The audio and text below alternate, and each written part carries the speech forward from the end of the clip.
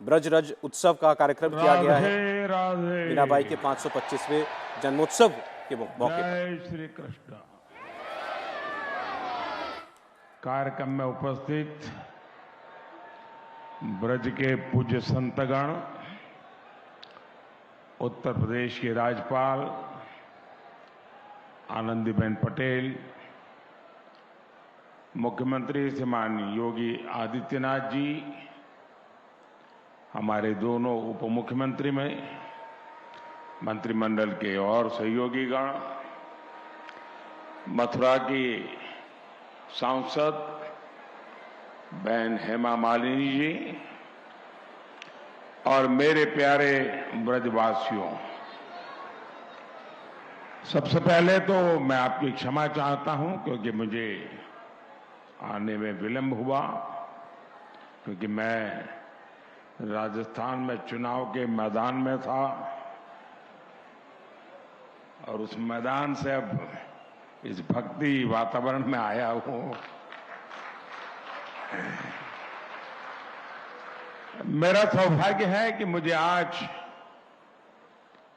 ब्रज के दर्शन का अवसर मिला है, ब्रजवासियों के दर्शन का अवसर मिला है, क्योंकि यहां वही आता है जहां श्री कृष्ण और श्री जी बुलाते हैं। ये कोई साधारण धरती नहीं है, ये ब्रज तो हमारे श्यामा श्यामजू का अपना धाम है। ब्रज लालजी और लाडली जी के प्रेम का साक्षात अवतार है। ये ब्रज ही है जिसकी रज भी पूरे संसार में पूजनीय है। ब्रज की रज रज में राधा रानी रमी हुई है, यहां के कण कण में कृष्ण समाये हुए हैं। और इसलिए हमारे ग्रंथों में कहा गया है, सप्तद्वीपेषु यत् तीर्थ भ्रमणात् च यत् फलम प्राप्यते च अधिकम तस्मात् मथुरा भ्रमणीयते। अर्थात विश्व की सभी तीर्थ यात्राओं का जो लाभ होता है, उससे भी ज्यादा लाभ अकेले मथुरा और ब्रज की यात्रा से ही मिल जाता है। आज ब्रज रज महोत्सव और संत मीराबाई जी की 525वीं जन्म जयंती समारोह के जरिए मुझे एक बार फिर ब्रज में आप सबके बीच आने का अवसर मिला है। मैं दिव्य ब्रज के स्वामी भगवान कृष्ण और राधा रानी को पूर्ण समर्पण भाव से प्रणाम करता हूं। मैं मीराबाई जी के चरणों में भी नमन करते हुए ब्रज के सभी संतों को प्रणाम करता हूं। मैं सांसद बहन हेमा मालिनी जी का भी अभिनंदन करता हूं। वो सांसद तो है, लेकिन ब्रज में वो रम गई है। हेमा जी न केवल एक सांसद के रूप में ब्रज रस महोत्सव के आयोजन के लिए पूरी भावना से जुटी हैं, बल्कि खुद भी कृष्ण भक्ति में सरोबार यानी होकर प्रतिभा और प्रस्तुति से समारोह को और भव्य बनाने का काम करती। मेरे परिवारजनों, मेरे लिए इस समारोह में आना एक और वजह से भी विशेष है। भगवान कृष्ण से लेकर मीराबाई तक ब्रज का गुजरात से एक अलग ही रिश्ता रहा है। ये मथुरा के कान्हा गुजरात जाकर ही द्वारकाधीश बने थे और राजस्थान से आकर मथुरा वृंदावन में प्रेम की धारा बहने वाली संत मीराबाई जी ने भी अपना अंतिम जीवन द्वारिका में ही बिताया था। मीरा की भक्ति बिना वृंदावन के पूरी नहीं होती है। संत मीराबाई ने वृंदावन भक्ति से अभिभूत होकर कहा था, आलीरी मोहे, आलीरी मोहे लागे वृंदावन निको, घर घर तुलसी ठाकुर पूजा, दर्शन गोविंद जी को। इसलिए जब गुजरात के लोगों को यूपी और राजस्थान में फैले ब्रज में आने का सौभाग्य मिलता है तो हम इसे द्वारकाधीश की ही कृपा मानते हैं। और मुझे तो मां गंगा ने बुलाया और फिर भगवान द्वारकाधीश की कृपा से 2014 से ही आपके बीच में आकर के बस गया, आपकी सेवा में लीन हो गया। मेरे परिवारजनों, मीराबाई का 525वां जन्मोत्सव केवल एक संत का जन्मोत्सव नहीं है, ये भारत की एक संपूर्ण संस्कृति का उत्सव है। ये भारत की प्रेम परा का उत्सव है। ये उत्सव नर और नारायण में, जीव और शिव में, भक्त और भगवान में अभेद मानने वाले विचार का भी उत्सव है, जिसे कोई अद्वैत कहता है। आज इस महोत्सव में अभी मुझे संत मीराबाई के नाम पर स्मारक सिक्का और टिकट जारी करने का सौभाग्य प्राप्त हुआ है। मीराबाई राजस्थान की उस वीर भूमि में जन्मी थी जिसने देश के सम्मान और संस्कृति के लिए असीम बलिदान दिए हैं। 84 कोस का ये ब्रजमंडल खुद भी यूपी और राजस्थान को जोड़कर बनता है। मीराबाई ने भक्ति और अध्यात्म की अमृत धारा बहाकर भारत की चेतना को सिंचा था। मीराबाई ने भक्ति, समर्पण और श्रद्धा को बहुत ही आसान भाषा, सहज रूप से समझाया था। मीरा के प्रभु गिरधर नागर, सहज मिले अविनाशी रे। उनकी श्रद्धा में आयोजित ये कार्यक्रम हमें भारत की भक्ति के साथ साथ भारत के शौर्य और बलिदान की भी याद दिलाता है। मीराबाई के परिवार ने और राजस्थान ने उस समय अपना सब कुछ झोंक दिया था।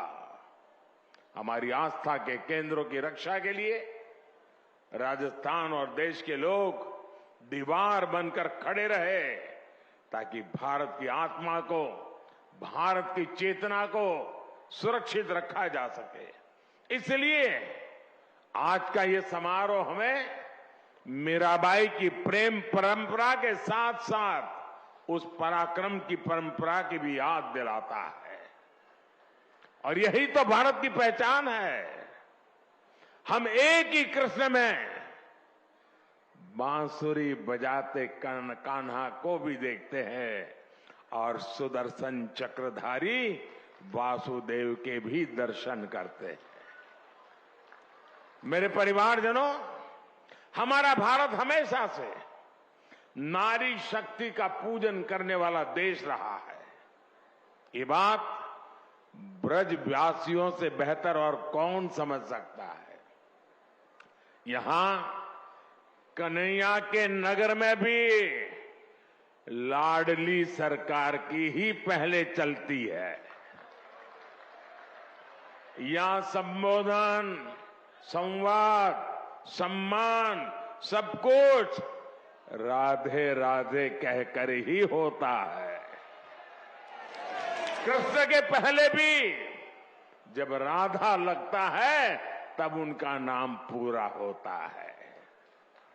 इसलिए हमारे देश में महिलाओं ने हमेशा जिम्मेदारियां भी उठाई हैं और समाज का लगातार मार्गदर्शन भी किया है। मीराबाई जी इसका भी एक प्रखर उदाहरण रही है। मीराबाई जी ने कहा था, जेतई दिसई धरनी गगन बीच, तेता सब उठ जासी, इस देही का गर्व ना करना, माटी में मिल जासी। यानी तुझे इस धरती और आसमान के बीच जो कुछ दिखाई दे रहा है, इसका अंत एक दिन निश्चित है। इस बात में कितना बड़ा गंभीर दर्शन छिपा है, ये हम सभी समझ सकते हैं। साथियों, संत मीराबाई जी ने उस कालखंड में समाज को वो राह भी दिखाई जिसकी उस समय सबसे ज्यादा जरूरत थी। भारत के ऐसे मुश्किल समय में मीराबाई जैसी संत ने दिखाया कि नारी का आत्मबल पूरे संसार को दिशा देने का सामर्थ्य रखता है। उन्होंने संत रविदास को अपना गुरु माना और खुलकर कहा भी, गुरु मिलिया संत गुरु राव रविदास जी, दीनी ज्ञान की गुटकी। इसलिए मीराबाई मध्यकाल की केवल एक महान महिला ही नहीं थी, बल्कि वो महान समाज सुधारकों और पथ प्रदर्शकों में से भी एक रही। साथियों, मीराबाई और उनके पद वो प्रकाश है जो हर युग में, हर काल में उतने ही प्रासंगिक है। अगर हम आज वर्तमान काल की चुनौतियों को देखेंगे तो मीराबाई हमें रूढ़ियों से मुक्त होकर अपने मूल्यों से जुड़े रहने की सीख देती है। मीराबाई कहती हैं, मीरा के प्रभु सदा सहाई, राखे विघन हटाए, भजन भाव में मस्त डोलती, गिरधर पै बलि जाए। उनकी भक्ति में सरलता है पर दृढ़ता भी है।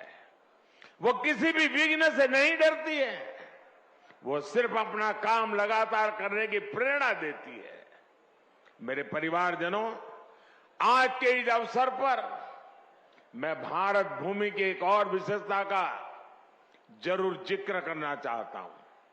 ये भारत भूमि की अद्भुत क्षमता है कि जब जब उसकी चेतना पर प्रहार हुआ, जब जब उसकी चेतना कमजोर पड़ी, देश के किसी न किसी कोने में एक जागृत ऊर्जा पुंज ने भारत को दिशा दिखाने का लिए संकल्प भी लिया, पुरुषार्थ भी किया।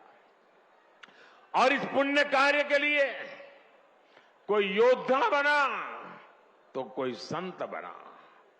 भक्ति काल के हमारे संत इसका अप्रतिम उदाहरण है। उन्होंने वैराग्य और विरक्ति के प्रतिमान गढ़े और साथ ही हमारे भारत को भी गढ़ा। अब पूरे भारत को देखिए, दक्षिण में आलवार संत और नायनार संत थे, रामानुजाचार्य जैसे आचार्य थे। उत्तर भारत में तुलसीदास, कबीरदास, रविदास और सूरदास जैसे संत हुए, पंजाब में गुरु नानक देव हुए, पूरब में बंगाल के चैतन्य महाप्रभु जैसे संतों का प्रकाश तो आज पूरी दुनिया में फैल रहा है। पश्चिम में भी गुजरात में नरसिंह मेहता, महाराष्ट्र में तुकाराम और नामदास जैसे संत हुए।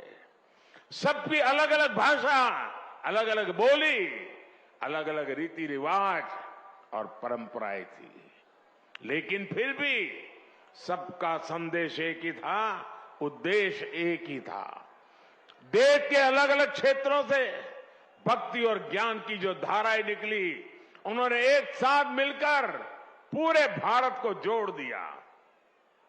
और साथियों, मथुरा जैसा ये पवित्र स्थान तो भक्ति आंदोलन की इन विभिन्न धाराओं का संगम स्थान रहा है। मलुकदास, चैतन्य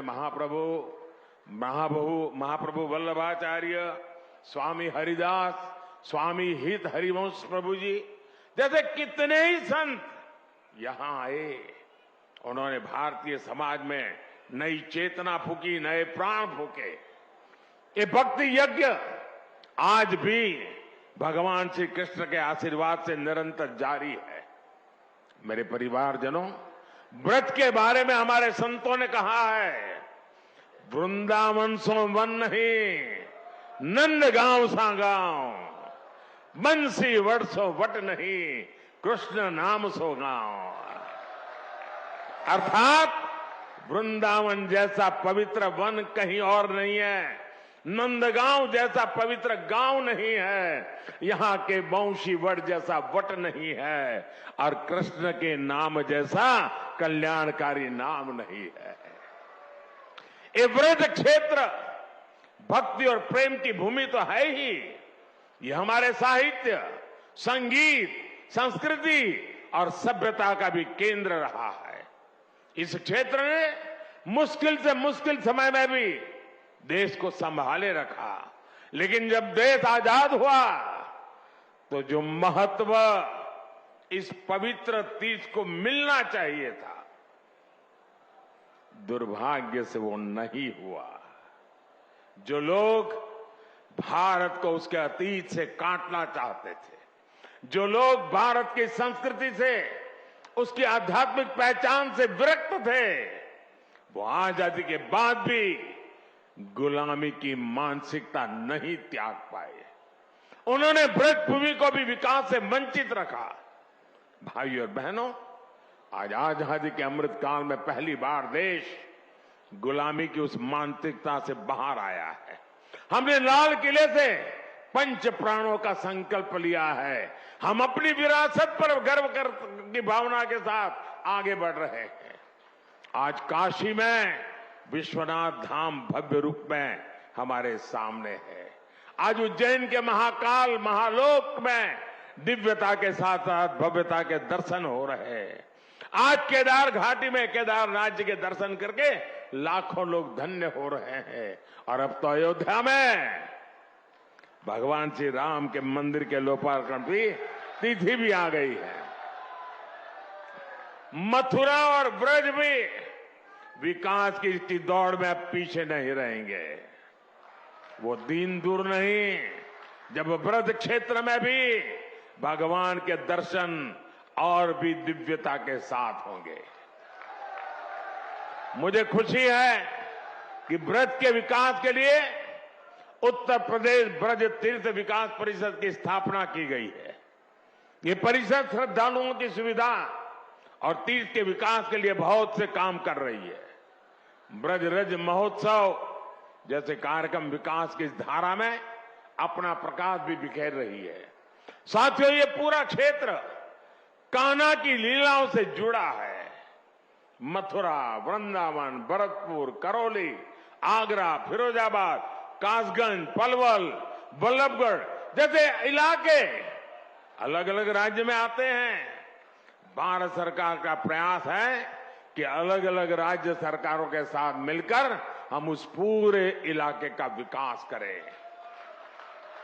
साथियों, ब्रज क्षेत्र में देश में हो रहे हैं बदलाव, ये विकास केवल व्यवस्था का बदलाव नहीं, ये हमारे राष्ट्र के बदलते स्वरूप का, उसकी पुनर्जागृत होती चेतना का प्रतीक है। और महाभारत प्रमाण है कि जहां भारत का पुनरुत्थान होता है, वहां उसके पीछे श्री कृष्ण का आशीर्वाद जरूर होता है। उसी आशीर्वाद की ताकत से हम अपने संकल्पों को पूरा करेंगे और विकसित भारत का निर्माण भी करेंगे। एक बार फिर आप सभी को संत मीराबाई जी की 525वीं जयंती पर मैं बहुत बहुत शुभकामनाएं देता हूं, बहुत बहुत धन्यवाद देता हूं। राधे राधे, जय श्री कृष्ण।